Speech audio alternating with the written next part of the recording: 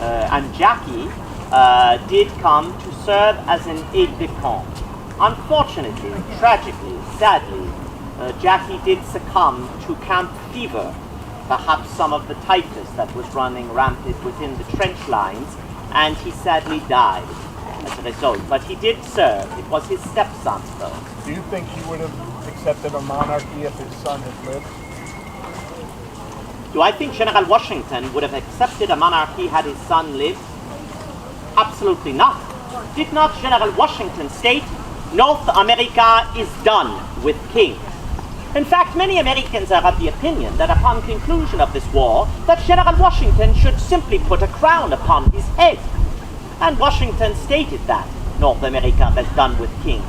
Washington models himself after the great Roman named Cincinnatus. Those of you who are not familiar with him, I shall briefly explain. Cincinnatus lived roughly in the 6th century BC, when Rome was a true republic.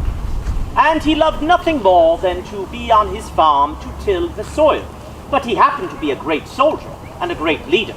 So when the Roman Republic was in danger of being overrun by its enemies, they called upon Cincinnatus to lead the armies of Rome and defeat their enemies. So he put down his plow, he picked up his sword and shield, placed his helmet upon his head, and he led the armies of this young republic, and he defeated all of Rome's enemies. Well, upon conclusion of these wars, many of the people of Rome simply said, well, why don't you put the crown upon your head, become king, or even emperor of Rome? What did Cincinnatus do? He took off his helmet, he put away his sword, he put down his shield, and he went back to his beloved farm to till the soil, stating to all that I will always serve this republic, but I will never be its master. Did not Washington do the same?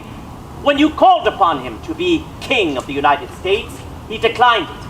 And when the war was concluded, he went back to his beloved farm at Mount Vernon to till the soil, stating, like Cincinnatus, I will always serve this republic, but I will never be its master. To me, monsieur, it takes a far greater man to deny great power bestowed upon you, handed to you, than it is to accept it. And that is what makes General Washington, among many other things, such a great man. Other questions or curiosities, my friends, of me, the Marquis de Lafayette?